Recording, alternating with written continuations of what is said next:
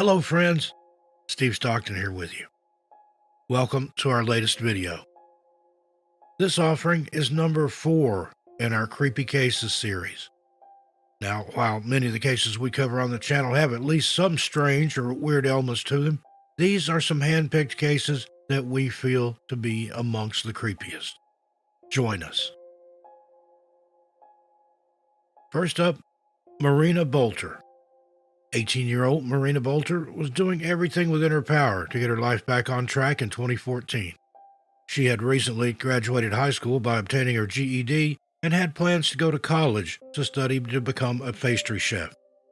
Things hadn't always been easy for Marina, though, and in early 2014, when she was just 17 years old, she found out that she was pregnant with her first child. At the time, Marina was in an on-off relationship with DJ Lockhart, and the two did their best to make the relationship work, although this wasn't always possible. When Marina's newborn son was just 4 months old, he was taken into care after an altercation saw the baby receive a head injury. According to reports, Marina's son was struck when Faith, Marina's sister, and Faith's boyfriend were arguing and fighting in their Bloomfield, Indiana home. This event enraged Marina, understandably, and after that, she refused to talk to her sister and distanced herself from her family on her father's side. After her child had been taken into care, Marina was determined to get him back. She started working at the deli counter of the local IGA grocery store off South Highway 231 and had recently moved into her own apartment to show social services that she was more than capable of taking care of her baby.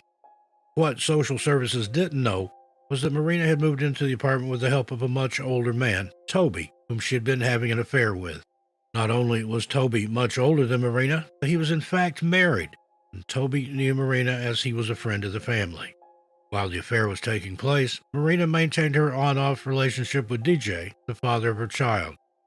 Their relationship was described as rocky at best, but Marina felt that there was a genuine connection between them and that one day they might finally settle their differences and be a proper couple again and raise their child.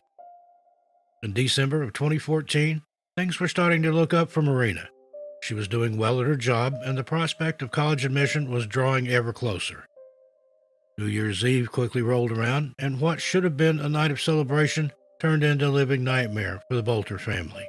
On December 31st, 2014, New Year's Eve, Marina went about her day, as usual, finishing up her shift at the IGA grocery store at around 6 p.m.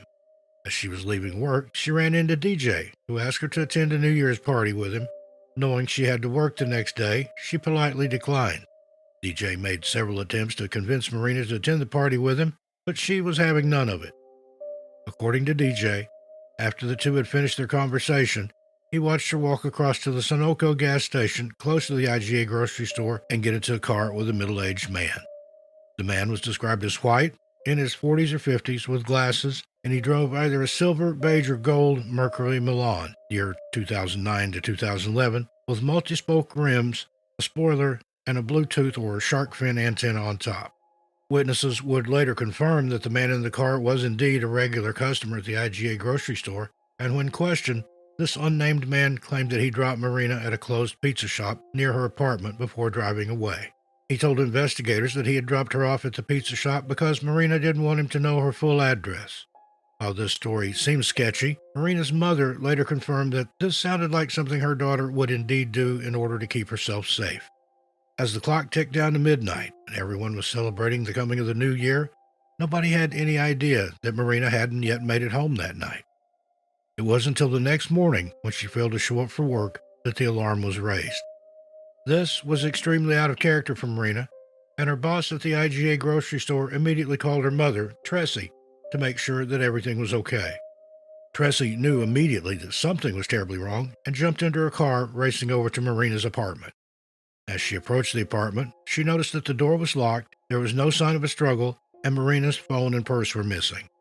Marina's apartment gave no clues as to her whereabouts, and in a panic, Tressie called the Bloomfield Police Department to report her daughter missing.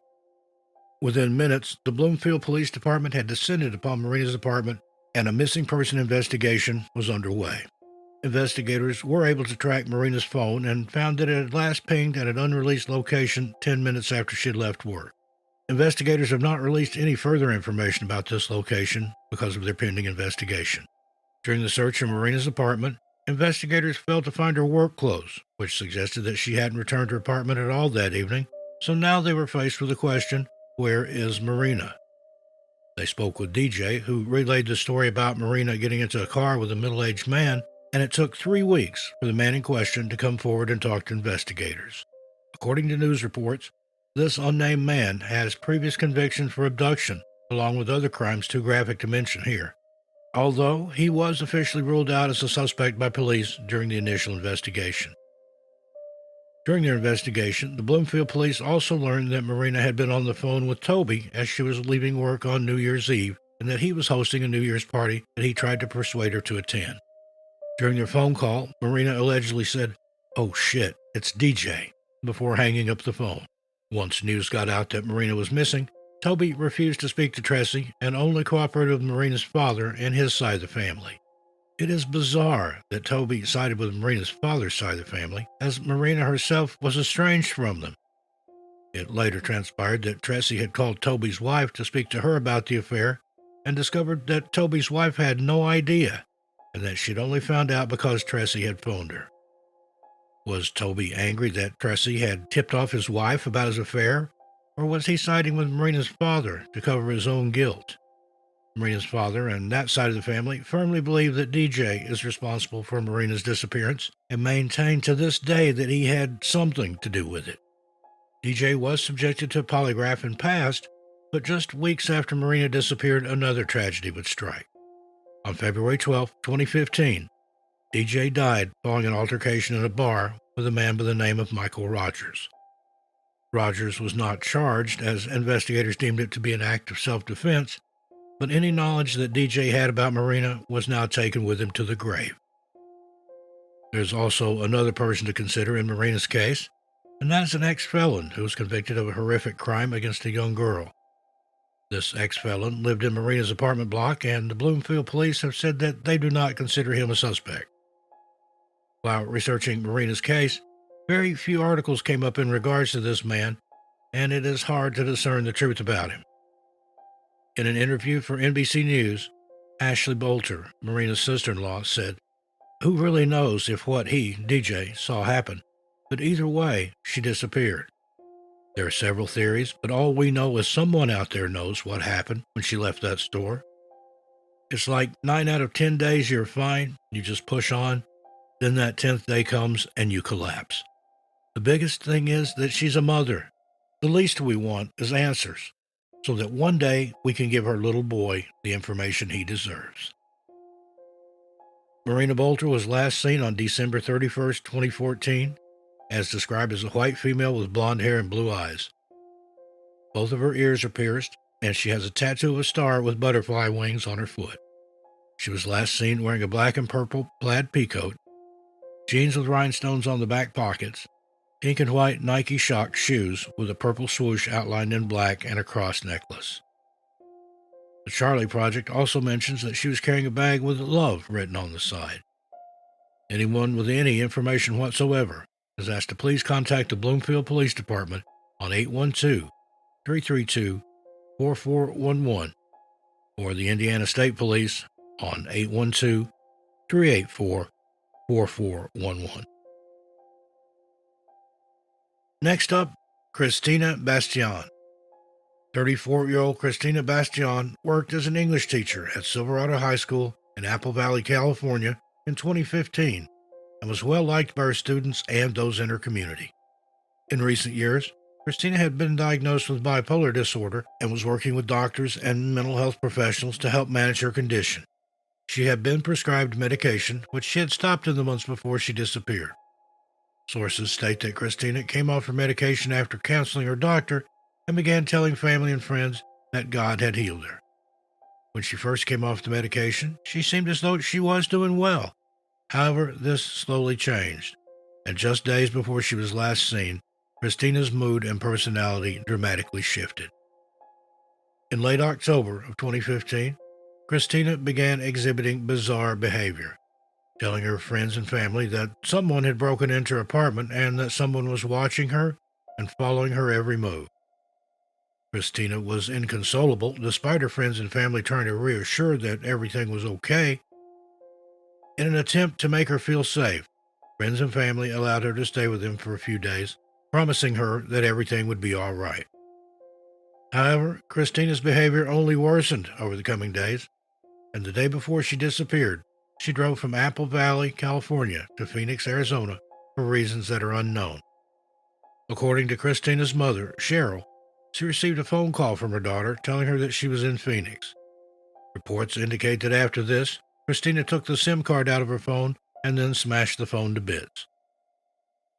On the day before her disappearance, Christina also spoke to her brother-in-law and cryptically told him, "I don't want to be Christina Bastion anymore." This chilling statement was a premonition of what was to come, and Christina also told him that she wanted to disappear. By the next day, this premonition, if that's what it was, had come true, and Christina was nowhere to be found. On November 1st, 2015, Christina arrived at a friend's house in Apple Valley after the two agreed that Christina could stay the night. This wasn't unusual for Christina, and in the previous weeks, she'd been overly paranoid that someone had broken into her apartment and that someone was trying to get her. She brought with her some valuable items as well as everyday items such as her bag, purse, and glasses, along with her beloved dog, Coco. The full details of what happened that night have never been released, but according to the Charlie Project, Christina left her friend's house at around 1:45 a.m. after becoming upset. It is unknown whether the two had an actual disagreement or whether Christina's paranoia and altered mental state took over. According to the friend, Christina jumped into her silver two-door Dodge Ram 1500 pickup and drove away into the night. Her friend hoped that Christina would return after taking a short drive to clear her head, but as the sun rose, there was no sign of Christina. That same night, 46 miles away on Highway 247 near Boddick Road in Johnson Valley, California, the California Highway Patrol found some of Christina's personal items scattered on the side of the highway. It wasn't until the next morning that her car was found abandoned a further 37 miles away near Valley View Road and 29 Palms Highway. Investigators who discovered the car noted that it was covered in dents and scrapes, almost as if it had been driven through rocky terrain. Christina's family held their collective breath as the news of the discovery of her car was relayed to them, but as the investigators went through the details, they realized that there was still no sign of Christina. Their concern grew as the hours passed, knowing that she was in an altered state of mind with no car, no wallet, no ID, and no glasses, as she had left all these items behind at her friend's house the night before. Also, on November 1st, 2015, Christina's beloved dog, Coco, was found wandering in Apple Valley on the side of Highway 18. A kind stranger took Coco in and put up flyers and posters appealing for the owner to come forward. Christina's family were alerted to this and chose for Coco to remain in the woman's care while they searched for Christina. As the days went on, the search for Christina continued, with local police forces and volunteers turning out in droves to look for her, but sadly, no sign of her was to be found. It wasn't until 11 days later that a horrific discovery was made near Bear Valley Road in Apple Valley. The area is described as being a dirt road, and the location of the discovery only added to the fears of the investigators and Christina's family. On the side of this dirt road, a passerby noticed a discarded backpack, and upon opening it, they found medication, money, and photographs that all belonged to Christina. This discovery was called in to the Apple Valley PD, who used canines and helicopters to search the area, but sadly, no other clues were to be found. Cheryl, Christina's mother, believes that her daughter may be in Yucca Valley or the surrounding area and is homeless or living a transient lifestyle. In a Facebook post to the page Help Find Christina Bastion in July 2018, Cheryl wrote, "A couple of months ago, a young, well-kept homeless man identified Christina by name from a picture. He was in front of the Walmart in Yucca Valley, California. I believe she is there. If you see her, please snap a picture and send it to me. I miss her more than words can express." According to other posts made on this page, Cheryl has received several emails and tips from people in California and beyond who believe that they have seen Christina panhandling and begging for change. Christina Bastion was last seen on November 1st, 2015 in Apple Valley, California. She is described as a white female with red hair, brown eyes, 5 foot 6 inches tall, and weighs about 170 pounds. Christina's ears and cartilage are pierced. She has a scar on her thumb, a scar on her right eyebrow, and a tattoo of a cherry blossom with Chinese writing on her left ankle and foot. She also needs glasses to see, however, these were left behind at the time of her disappearance.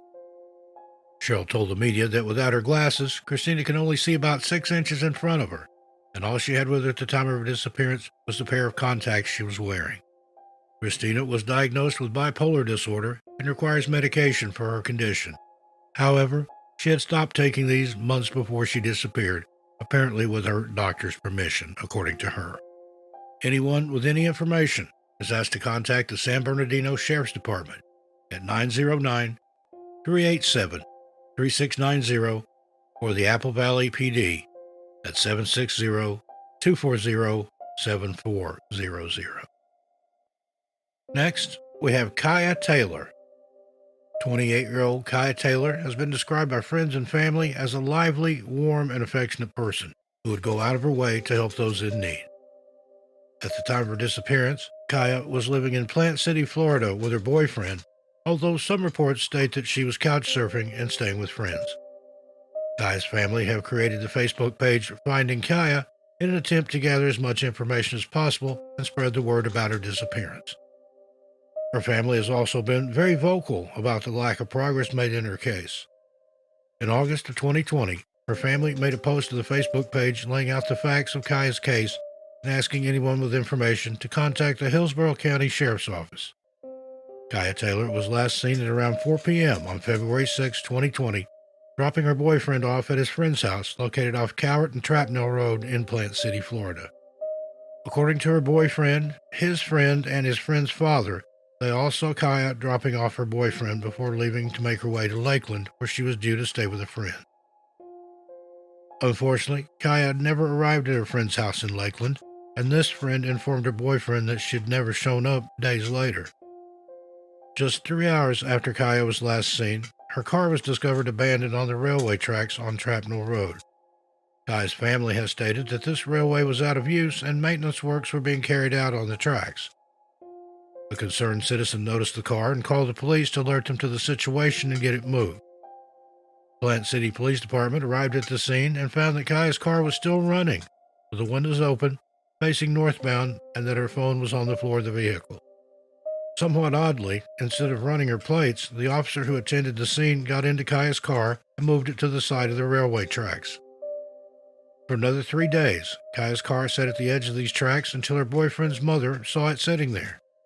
She went over to her son's house to let him know what was going on, and he told his mother that Kaa was supposed to be in Lakeland, so he couldn't understand why her car had been abandoned where it was. During the worst, Kaa's boyfriend called a friend in Lakeland who confirmed that she'd never arrived. After this, Kaa's boyfriend called her mother to let her know that her daughter hadn't been seen since February 6 and that her car had been abandoned. After being notified that her daughter had gone missing, Kaa's mother went to collect her car that had been left at the side of the railroad tracks. Inside the car, she found Kaa's phone and wallet. This sent alarm bells ringing, and Kaa's mother called the Hillsborough County Sheriff's Office to report her daughter missing. 4 days after she was last seen, Kaa Taylor was officially listed as a missing person, and an investigation was opened. In the days following Kaa's disappearance, friends, family, and members of the local community gathered to help canvass the area and aid the police in their search for her. The police used scent dogs, helicopters, as well as officers on the ground, all combing through the area looking for Kaa. A forensic examination was conducted on Kaa's car, however, this yielded no results. Kaa's family remained strong, canvassing the area, putting up flyers, and talking to residents who may have seen something. They also held a vigil to help bring awareness to Kaa's disappearance, but despite the media coverage and attention, no one came forward with any information. The first clue didn't come until February 26, 2020, 20 days after Kaa had last been seen. According to the Facebook post made by Kaa's family, 20 days after Kaa's disappearance on February 26, her shoes were found located not too far from her car, next to a light pole that had her picture on it attached to a missing persons flyer. Family, friends, and police officers searched this area prior, and the shoes were not there. It's as if someone placed them there. Another puzzling clue that was uncovered during the investigation was Kaa's last text to her boyfriend, which read, So you are going to send your white supremacist friends to take care of me? A post written for the Bear Press mentioned that Kaya is biracial and that her boyfriend's social media was filled with posts of the Confederate flag and other racist propaganda. Kaya's mother also confirmed to People.com that Kaya had recently fallen in with a bad crowd and had possibly been experimenting with drugs. Since Kaya's shoes were discovered in February 2020, her case has gone cold, despite the best efforts of her family to keep her name in the media.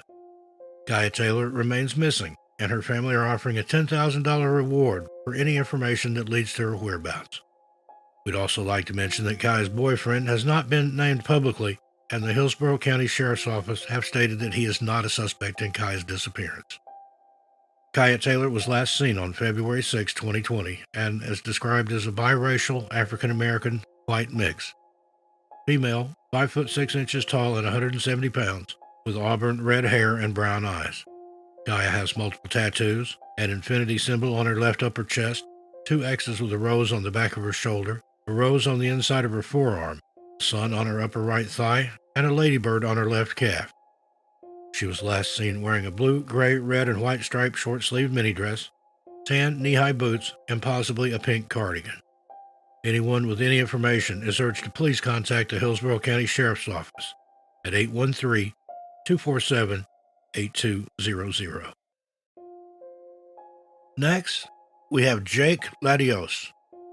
22-year-old Jake Lidios was last seen on the Interstate 10 bridge over the Mississippi River in Baton Rouge on August 29, 2014 at around 2 a.m. A passerby told investigators they had spoke to Jake at around 2 a.m. as he was sitting next to his pickup truck on the bridge. Jake informed the stranger that he was on his way to West Baton Rouge, but sadly, Jake never made it there. A few hours later, the Baton Rouge Police Department received a bizarre call that kick-started the search for Jake. In the early morning hours of August 29, 2014, the Baton Rouge Police Department were called to the Interstate 10 bridge when an anonymous caller reported seeing a person jump from the bridge into the waters below. The person calling did not want to give their identity, and it appears they were not at the scene when the police arrived. The Baton Rouge police took this call very seriously and dispatched officers to the scene. However, when they arrived, they couldn't find anything. They looked into the water below, but saw no sign of anyone having jumped. A dive team was called to the area to recover any remains or rescue the person, but again, the dive team found nothing. What the Baton Rouge Police Department did find was Jake's pickup truck, still running, abandoned on the side of the road. Inside the vehicle were Jake's phone, cigarettes, and a trolling motor that he had just purchased, but his wallet and crutches that he was using at the time were nowhere to be found. At the time of his disappearance, Jake had a broken foot and right hand and was wearing an orthopedic boot as well as using crutches to get around. His crutches weren't recovered from the bridge nor the water, leaving authorities with more questions than answers. Jake's mother, Tina Leclerc, told NBC if he jumped off the bridge, his crutches would have been found. They would have been left in his room by his truck on the bridge, floating in the water. Jake's case only became more bizarre when his mother, Tina, visited his apartment after the Baton Rouge Police Department contacted her to let her know that his truck had been found abandoned on the side of the bridge. She told NBC, "When I got there, it automatically seemed suspicious. The window was punched out. There were holes in the wall. His personal items were missing, including his TV set. Just everything was a mess." Several years had passed since Jake disappeared, and sadly, the Baton Rouge Police Department are still no closer to solving his case. According to a Facebook post made to the Help Find Missing Jake Allen Lidios page in August 2021, his crutches were located much later at an undisclosed time and location, but no further information has been provided about this fact. His mother, Tina, believes that Jake met with foul play and that someone staged it to look like he took his own life. Tina said she is ready for whatever outcome and just wants to know the truth of what happened to her son. 22-year-old Jake Lidios was last seen on August 29, 2014, on the Interstate 10 bridge in Baton Rouge. He is described as a white male with brown hair, brown eyes, stands approximately 5 foot 9 inches tall, and weighs between 130 and 150 pounds. Jake has a cross-shaped scar on his left wrist, and at the time of his disappearance, he had a broken foot, a broken right hand, and was using an orthopedic boot and crutches. Anyone with any information is urged to please contact the Baton Rouge Police Department at 225-389-4617. And finally, Audrey May Haron. 31-year-old Audrey May Haron was a devoted mother of three and a nurse living in Catskill, New York at the time of her disappearance. When Audrey was just 22, she gave birth to her first child, Sonsia, and with the help of her parents, continued her studies and eventually became a full-time nurse at a nearby nursing home. Audrey later went on to marry Jeff Haron, and the couple had two more children, Katie and Quinn. The blended family quickly meshed together, with Sonsia telling True Crime Daily, "Even though I wasn't his child, he still considered me his daughter, and I called him Dad." Life for the Herons was going smoothly. 2002, Sonsia was 10 years old, and a few days before Labor Day weekend, she had just returned to her Catskill home from Florida, where she had spent the last month with her grandmother, Shirley, which was Audrey's mother. Shirley revealed that Audrey had just been given a raise at work and was excited to see her daughter after she'd been away for so long. Audrey's shifts saw her working until 11 p.m. at night, and Shirley agreed that this would be far too late for her to pick Sonsia from her home. Sonsia stayed the night at her grandmother's house, waiting eagerly for her mother to come and pick her up on the morning of August 30th, 2002. But sadly, that knock at the door and the familiar shout of Sonsia's name never came. Shirley told Dateline, "I called Audrey and she said she had a doctor's appointment the next morning, but she would pick Sonsia up after that." Shirley was surprised when the phone rang at 6 a.m. the next morning and she heard Jeff on the other end of the phone, asking if she had seen Audrey. She told NBC, "Jeff called and asked if Audrey was at my house. It would not have been unusual for her to stay over with me, but normally she would have called him to let him know. I said she wasn't here, but I didn't think anything of it, so I dozed back off." Shirley's slumber was interrupted an hour later by another phone call from Jeff. This time he sounded more panicked. He told Shirley that Audrey hadn't returned home from work the previous evening. According to Shirley, she relayed this information to a family member who used to work in law enforcement, who in turn reported Audrey as missing. A wide-scale search began, and the local police, along with Audrey's family, began canvassing the area. During their investigation, the New York State Police came across CCTV footage that confirmed Audrey left work on the evening of August 29, 2002, in her black 1999 Jeep Grand Cherokee. New York State Police Detective Kaminsky said, "We only have one grainy video from Cumberland Farms in which it appears that Audrey's vehicle does leave her place of employment and basically turn left going west on County Route 23B. That's the last of any kind of technology we had. We can't confirm it's the vehicle because of the quality of the video, but it appears to be. The quality of the video was very poor and very grainy, but it does appear to leave at the time she would have ended work." Armed with this new piece of information, investigators began searching bodies of water and any other areas that Audrey may have ended up, but came up with nothing. There was no activity on her phone, credit, or debit cards since August 29, 2002, and the investigation quickly went cold. Tips and leads have been followed to their end, and almost 20 years later, we are still asking the question, where is Audrey Haron? Jeff, Audrey's husband, has been described as uncooperative by the New York State Police. He has voluntarily undergone a polygraph test, and his property has been searched extensively. Nothing was found in connection with Audrey's disappearance. The New York State Police have said that Jeff is not considered a suspect, but that they are considering her case a homicide rather than a missing person case. Audrey was last seen leaving her workplace on August 29, 2002, in her black 1994 Jeep Grand Cherokee, New York license plate X233UV. Audrey is described as a white female with dark blonde to light brown hair, hazel eyes. She stands 5 foot tall and weighs 105 pounds. Audrey has a scar on her right thumb and a mole on the inside of her right knee. She was last seen wearing a blue turtleneck, dark green medical scrubs, a yellow gold necklace with a pendant that says "Number 1 Mom," and a watch with a white leather band and a white metal face. Anyone with any information is asked to please contact the New York State Police at 518-622-8600. Well, folks, there you have it. What do you think of these creepy cases? Somewhere, somebody knows the truth. Hopefully, the day will come when all these cases can be solved and the families can have the closure that they deserve. Thank you for listening. I look forward to your comments, but please keep it friendly and respectful.